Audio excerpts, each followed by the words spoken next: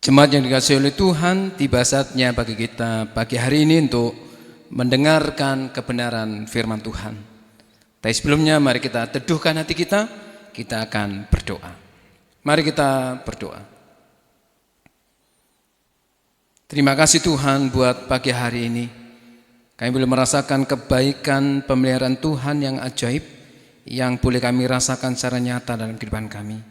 Kami bersyukur kalau hari ini, pagi ini, kami masih boleh beribadah bersama keluarga kami, menyembah, memuji nama Tuhan.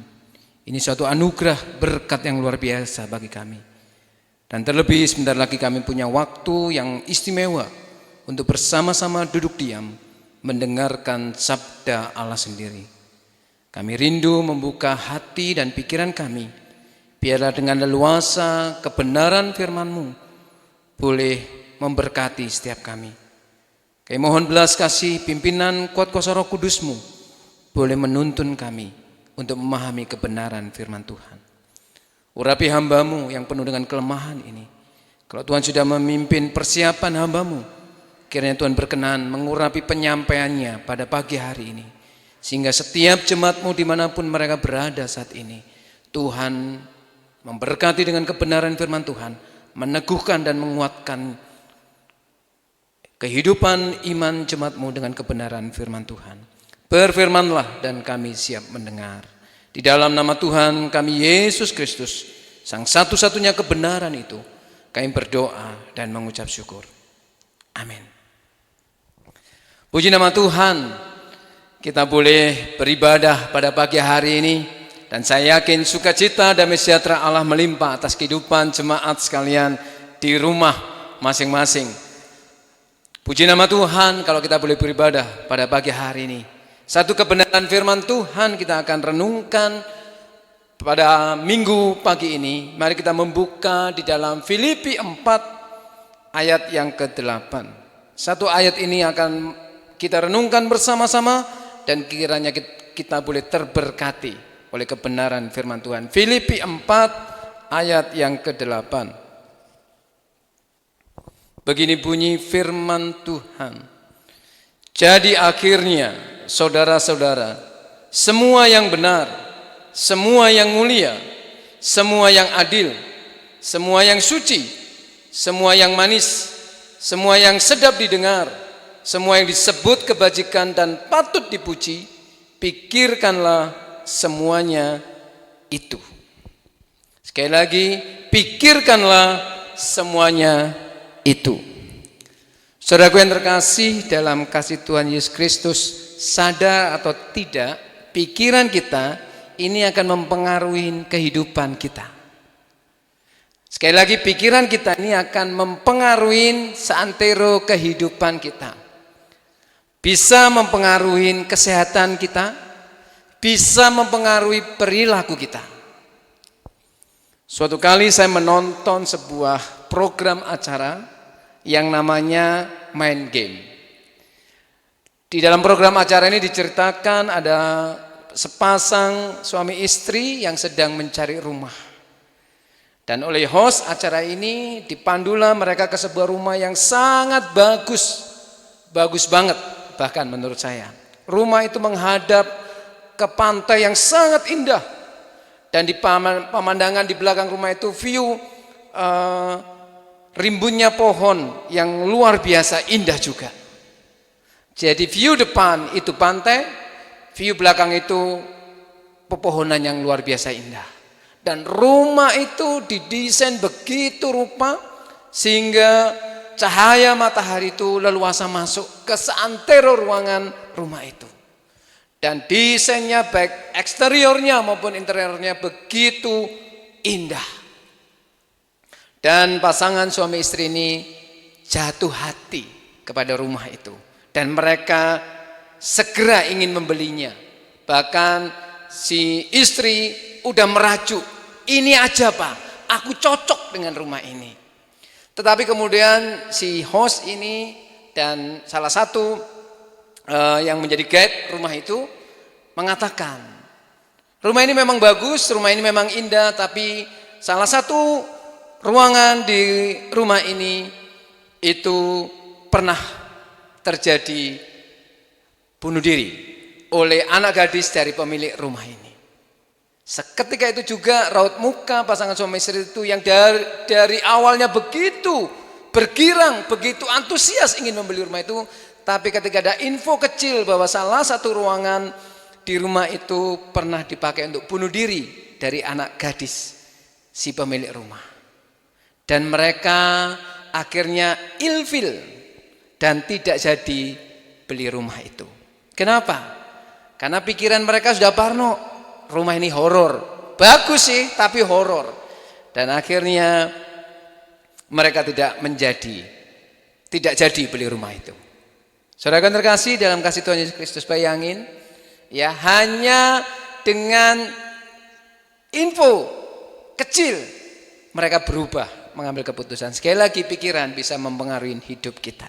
Dan hari ini kita belajar satu kata yang diungkapkan oleh Paulus di ayat 8 tadi, pikirkanlah semuanya itu.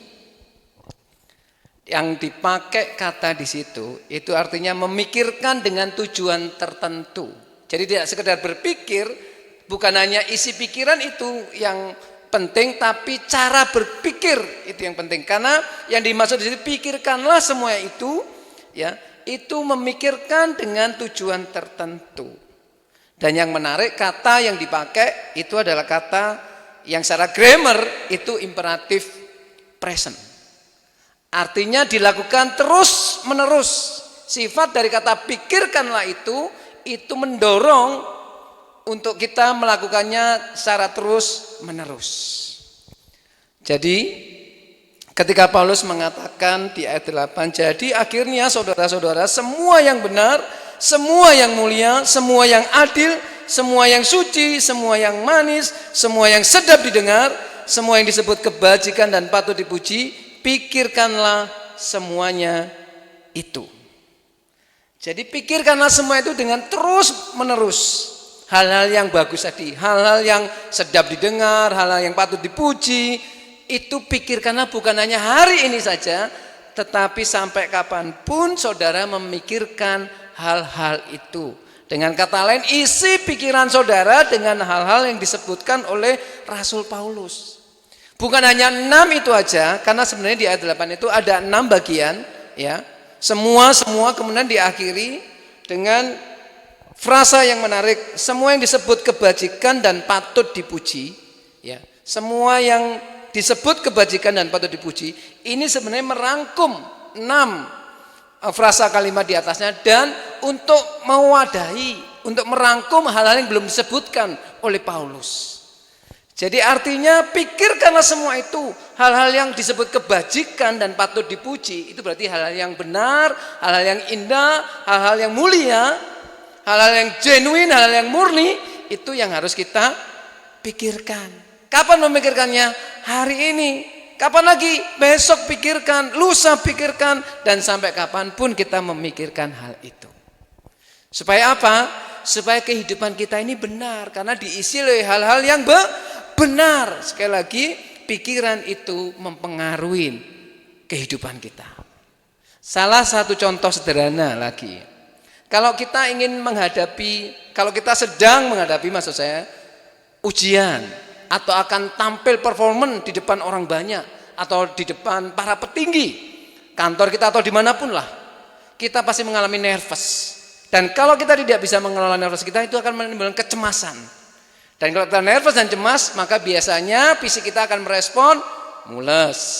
Ya, kita akan sedikit tegang di bagian belakang, dan kita mulai berkeringat dingin. Ya. Nah, kecemasan, kekhawatiran yang berlebihan, ya, itu membuat kita jadinya nggak enak badan. Itulah kondisi bahwa pikiran kita itu bisa mempengaruhi fisik kita. Ada istilah namanya psikosomatis. Jadi pikiran mempengaruhi tubuh. Psikis itu adalah pikiran, dan soma itu adalah tubuh. Jadi saudaraku yang terkasih dalam kasih Tuhan Yesus Kristus, jadi kalau pikiran kita diisi oleh hal-hal yang negatif, hal-hal yang pesimis, maka otak kita itu akan memerintahkan, akan mengkomando ya, untuk tubuh kita ini jadinya juga lesu dan sakit, dan imun kita jadi lemah. Berkaitan dengan pandemi virus COVID-19, kita bisa isi pikiran kita dengan hal yang positif yang membuat kita optimis, tapi sebaliknya kita bisa isi pikiran kita dengan hal-hal yang negatif yang membuat kita pesimis. Contoh, kalau kita isi pikiran kita dengan berpikir begini, sampai kapan ini akan berakhir? Celaka kalau ini seperti ini terus. Akhirnya akan mempengaruhi hidup kita, dan kita akhirnya tidak bergairah, tidak semangat, bahkan kita jadi bermalas-malasan dan imun kita menjadi lemah. Pusing, migrain, stres, dan itu akan menghantam fisik kita. Karena selalu berkaitan pikiran dan tubuh kita ini akan selalu saling kait-mengkait. Tetapi sebaliknya kalau kita berpikir, oke, ada pandemi ini, tapi saya yakin serum antivirusnya akan segera ditemukan dan virus ini, wabah ini akan segera berakhir. Saya akan isi hari-hari saja untuk tetap produktif, tetap semangat, tetap melakukan tanggung jawab saya dengan sebaik-baiknya, dan saya akan menjalani hari-hari saya dengan tetap semangat. Dari pikiran yang positif melahirkan hal-hal yang optimis dan membuat kita bergairah. Jadi pikirkanlah semua itu. Ya. Jadi ini harus imperatif present, terus menerus, dan tidak mengenal stop. Kita harus lakukan dan memikirkan hal-hal yang benar ini yang dimaksud oleh Paulus secara terus menerus. Kalau ini ada dan ini mengisi pikiran kita terus dan ini yang kita pikirkan, maka hal ini akan melahirkan perasaan, keputusan, dan tindakan yang benar dalam hidup kita. Jadi kalau kita berpikir bahwa virus ini akan ditemukan antivirusnya, serum antivirusnya, maka kita akan punya pengharapan. Kita akan punya pengharap-ngarep. Nah, hanya orang yang punya pengharapan, kemarin saya pernah juga katakan, hanya orang yang punya pengharapanlah yang akan punya semangat untuk hidup. Dan orang yang punya semangat hidup itu akan antusias menghadapi hari-hari dalam hidupnya. Dan kalau orang itu sudah antusias, maka semua ritme, gerak, olah tubuh dan jiwanya akan membuat dia untuk berproduksi, untuk melahirkan, menciptakan, mengkaryakan hal-hal yang baik dan benar. Jadi sekali lagi mari kita isi pikiran-pikiran kita dengan hal yang positif. Seperti yang dimaksud oleh Paulus. Saudara yang terkasih dalam kasih Tuhan Yesus Kristus, jika kita berpikir benar, jika kita mengisi pikiran kita dengan hal-hal yang benar, hal-hal yang positif, maka tindakan kita, perilaku kita itu pasti benar.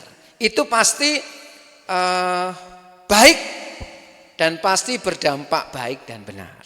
Keputusan-keputusan yang kita ambil pun juga keputusan yang baik dan benar. Dan perasaan kita akan cenderung nyaman dan penuh damai sejahtera.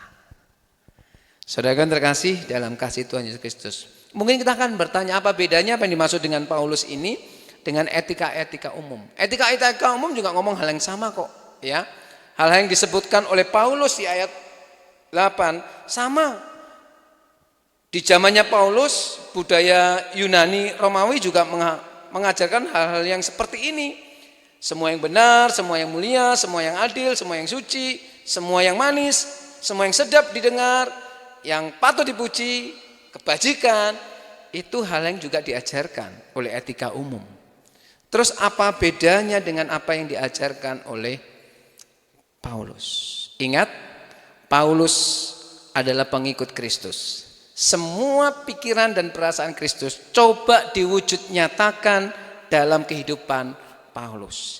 Jadi ketika Paulus bicara masalah kebenaran, itu adalah kebenaran yang bersumber dari kebenaran Allah di dalam Yesus Kristus.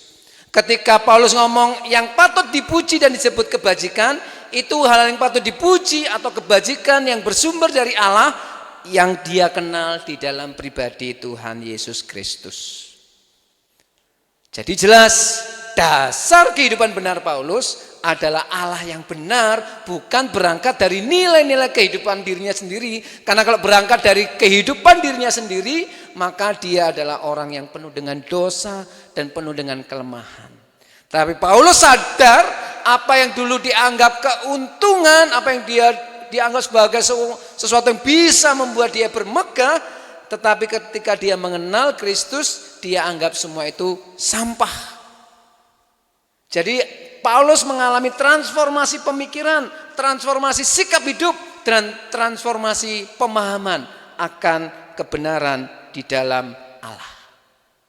Dan itulah yang diajarkan oleh Paulus. Makanya di Filipi 2 ayat 5 Paulus mengatakan hal seperti ini. Bagaimana kita harus mengisi pikiran kita yang mempengaruhi sikap hidup kita, bahkan mempengaruhi kesehatan kita. Dia mengatakan di Filipi 2 ayat 5.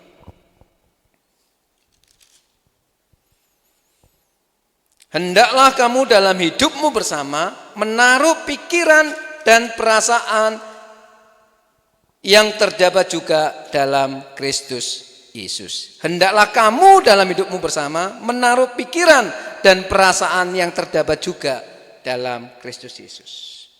Jadi Paulus ketika dia mengalami pertobatan dan mengalami transformasi kehidupan yang dilakukan oleh Allah di dalam Yesus Kristus, maka dia sadar bahwa dia harus hidup dan mengisi kehidupan ini dengan menaruh pikiran dan perasaan Kristus di dalam hidupnya. Maksudnya apa? Apa yang menjadi pemikiran Kristus, apa yang dirasakan oleh Kristus, itu yang juga harus memenuhi pikiran dan perasaan Paulus. Perhatikan kalau kita membaca ayat 5 dari pasal 2, itu berkaitan dengan kehidupan bersama, ya, hidup dalam kasih, sehati sepikir, ya, tidak mementingkan diri sendiri, tidak egois. Itulah yang dipikirkan oleh Kristus. Bagaimana dia selalu mengutamakan kepentingan orang banyak, bagaimana hatinya selalu penuh dengan belas kasihan, bagaimana pikirannya selalu dipenuhi, bagaimana kehendak Allah itu bisa diwujud nyatakan lewat kehidupan ini.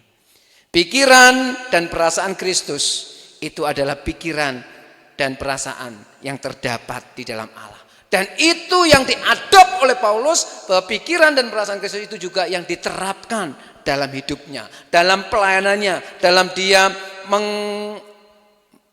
melayani, dalam dia memperjuangkan kehidupan dan pelayanan yang Tuhan percayakan. Saudara yang terkasih dalam kasih Tuhan Yesus Kristus, sekali lagi, mari kita isi pikiran kita, karena dengan pikiran ini akan mempengaruhi bukan hanya fisik kita, tapi juga bisa mempengaruhi perilaku kita secara mekanis. Pikiran kita akan mendrive perilaku kita, sikap hidup kita, dan hal-hal yang keluar dari hidup kita. Jadi alangkah indahnya kehidupan berjemaat, kehidupan keluarga kita, kehidupan kita dalam menghadapi wabah bersama ini, kalau kita isi dengan hal yang positif. Maka di sana tidak ada keluhan, tidak ada menyalahkan lingkungan, tidak ada menghakimi, tidak ada caci maki. Yang ada adalah kebenaran yang mendamai sejahterakan. Yang ada adalah keadilan yang membuat orang lain diberdayakan. Yang ada adalah kasih yang membuat orang lain dirangkul, direngkuh sebagai sahabat. Dan itulah pikiran dan perasaan yang ada di dalam Kristus. Dan itulah yang juga dirasakan oleh Paulus. Dan sekarang dia sedang ajarkan kepada jemaat Filipi. Dan sekarang pengajaran itu pagi hari ini sampai dalam kehidupan kita. Sampai di rumah kita masing-masing. Jadi apa yang benar, apa yang sedap didengar, apa yang suci, dan yang disebut kebajikan dan patut dipuji, pikirkanlah itu. Kapan? Terus menerus. Sehingga pikiran kita selalu diisi oleh hal-hal yang positif dan benar. Dan itu akan membuat kita menterapi kehidupan kita sehingga tidak dikuasai oleh kekhawatiran dan kecemasan. Saudara yang terkasih dalam kasih Tuhan Yesus Kristus, hidup ini dalam kondisi seperti ini, mungkin kecemasan akan sangat-sangat punya kans besar untuk hadir dalam kehidupan kita. Tapi kalau kita mengisi pikiran kita dengan hal-hal yang benar, dengan hal-hal yang diajarkan oleh Paulus, maka kita akan bisa melewati kondisi yang tidak nyaman ini dengan tetap survive, dengan sikap hidup yang benar dan tetap hidup sehat. Dengan pikiran yang benar hidup kita akan lebih sehat, hidup kita akan lebih bergairah, hidup kita akan lebih semangat. Kiranya kita boleh belajar mulai sekarang mengisi pikiran kita dengan hal-hal yang benar. Izinkan saya mengulang bagian ayat 8 dari Filipi 4. Jadi akhirnya saudara-saudara, semua yang benar, semua yang mulia, semua yang adil, semua yang suci, semua yang manis, semua yang sedap didengar, semua yang disebut kebajikan dan patut dipuji, pikirkanlah semua itu. Jangan memikirkan yang lain. Pikirkanlah itu terus menerus. Tuhan memberkati saudara sekalian. Mari kita berdoa. Terima kasih ya Tuhan buat pagi hari ini kami boleh bersama-sama diajar oleh kebenaran firman Tuhan. Dan kami ingin terus belajar mengisi pikiran kami dengan hal-hal yang benar, dengan hal yang positif. Supaya perilaku kami, keputusan-keputusan kami juga merupakan keputusan yang benar dan sikap hidup yang benar. Kami sadar kami penuh dengan kelemahan, kami mohon Roh Kudus-Mu yang akan terus menolong kami untuk terus belajar mengisi pikiran kami dengan hal-hal yang positif. Memikirkan hal-hal yang menjadi kehendak Allah. Kiranya kehidupan kami semakin baik dan beri kami kekuatan untuk menghadapi pandemi corona yang sampai hari ini kami kena dampaknya. Kuatkan setiap kami, teguhkan setiap keluarga dan jaga kehidupan kami Tuhan. Lindungi dan cover dengan perlindungan dan pemeliharaan Tuhan yang penuh kasih dan ajaib itu. Terima kasih ya Tuhan Yesus, hanya dalam nama Tuhan kami Yesus Kristus kami berdoa dan mengucap syukur. Amin. Selamat mengisi kehidupan kita, khususnya pikiran kita dengan hal-hal yang memuliakan nama Tuhan. Tuhan memberkati.